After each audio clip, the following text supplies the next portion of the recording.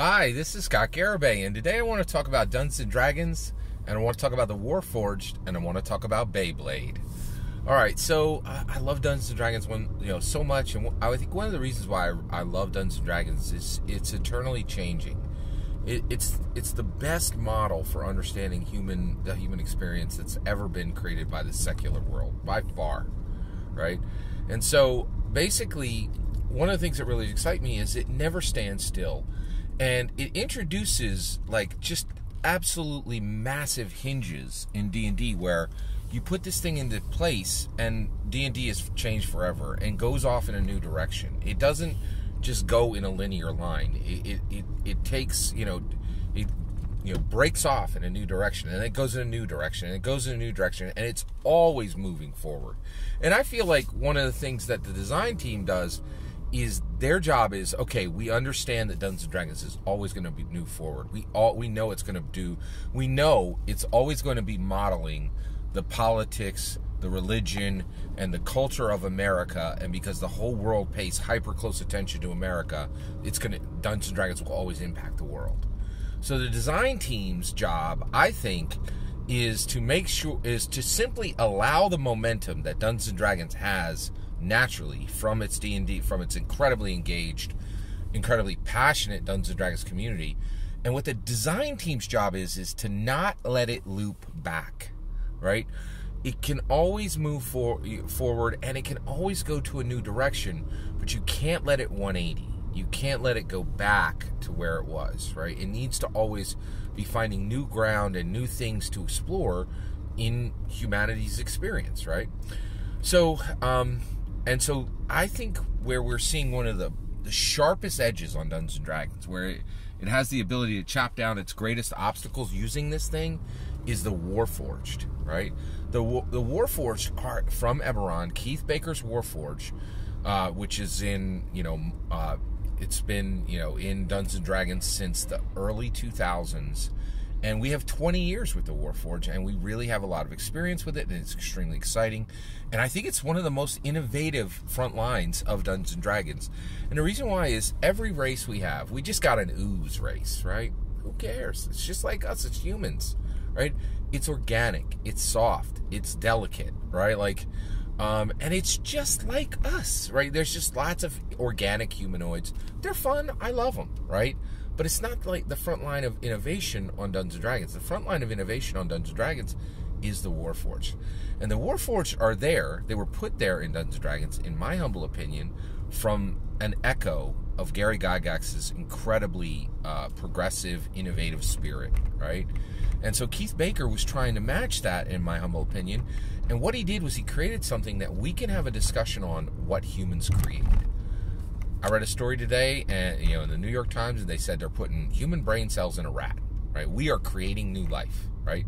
We're creating chimeras. We're creating monsters. We're creating maybe huge new possibilities for hope for some humans. We are creating life. This is no longer debatable. It's happening. Right? And the reality is, the secular world, before Gary Gygax, had absolutely no powerful platforms to discuss any of this, right? They had this antiquated, old narrative model where, oh, hey, this college-educated author is going to say a bunch of stuff, and you're going to shut up and listen, and then walk away and say if it was good or not, right? And Gary's like, no, man, hey, the artist, the dungeon master, brings the structure. The experiencer changes the story word by word. It changes the story in a second. And both of them are interrupted by the math rocks, and it changed human narrative forever. Okay? So we have the Warforged, right? And the Warforged are in this incredible space where you have this complete vector to allow us to explore what humans create when humans create new life, and tell stories with this, and do testing with this that is safe, right? Where we can have this conversation, right?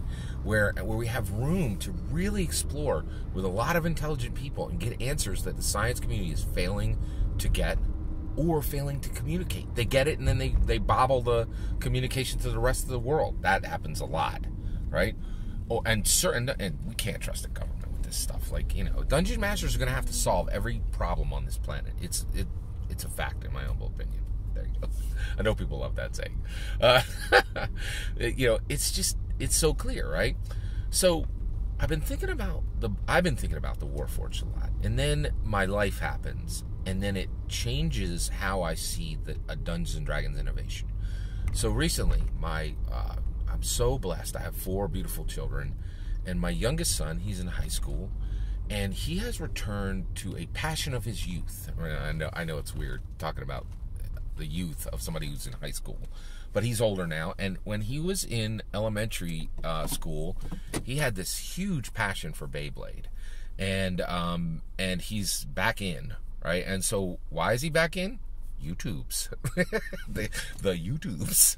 The YouTube is incredible, right? So my son got back into Beyblade by simply watching like half a dozen creators who have amazing Beyblade channels, and they talk about these spinning tops, these Beyblades, right?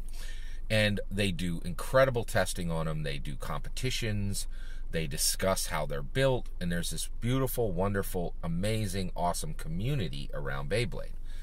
So they're looking at these fighting spinning tops, right? And they're like, okay, this is and Beyblade is right now in a phase called Beyblade Burst.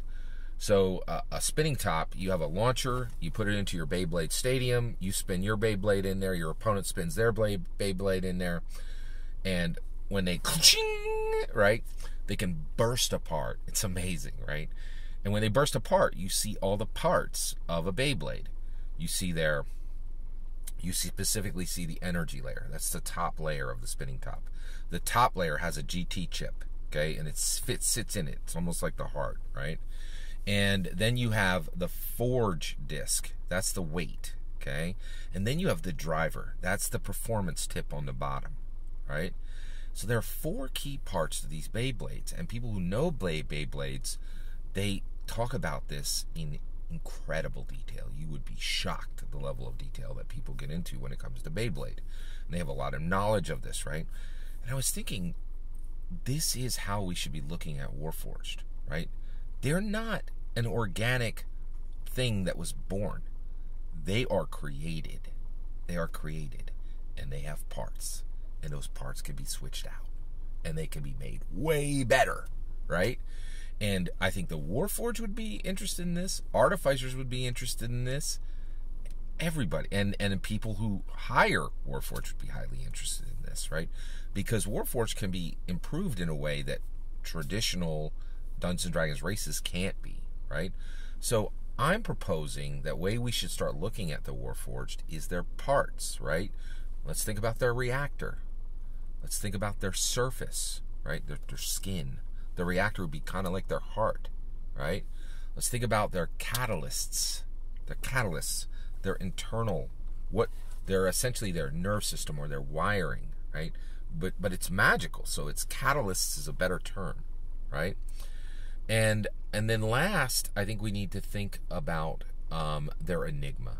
There's something about them that they're not fully understood. So the parts of a Warforge are their surface, their reactor, their catalysts, and their enigma, right? And I think their enigma would be connected to their mind, right? And start building out structures so that these can be swapped out, right? So that you can essentially tune your Warforged to be far more powerful than they currently are, right? And and you're like, oh, that's not balanced. Who cares? If you haven't noticed, balance is dead, right? Strixhaven made it so that every single backstory that was written before, they're like, hey, you like backstories, right? Like, oh, you like backgrounds? Every background printed before Strixhaven is a useless piece of junk, and we don't need it anymore because the Strixhaven one comes with a bunch of spells and a feat. And before backgrounds was like, oh, here's a little bit of flavor. And you're like, this is way more powerful than it was ever printed, before. So the reality is, balance is for sucker DMs, right? It's for schmuck DMs. It's not really needed. Any dungeon master is gonna once you get a race that's way more powerful than another, any talented DM is gonna be able to manage that problem, right? It's only the schmuck DMs are gonna struggle. So that's my issue. Is I really think we should start thinking about Warforged like spinning performance tops, battle tops, right? That they have parts, and those parts are interchangeable. And we can do things with Warforge that you cannot do. You can't replace the heart in a human, right? You can't, pull the mind out of an elf and put in a new one. But you can with a Warforged, right? Like, and so that's the thing, is I think we should transition and start to think about Warforged the way we think about Beyblade. Energy layer, GT chip, forge disc, driver. On the other side, you're on the Warforged side, it's their surface, it's their reactor, it's their catalyst, and it's their enigma. Swap them out, make them better, right? Make that top spin faster, right? So that's my humble opinion. I'm very eager to hear yours. Let me know in the comments below. Please consider liking, subscribing, and have a wonderful millennium.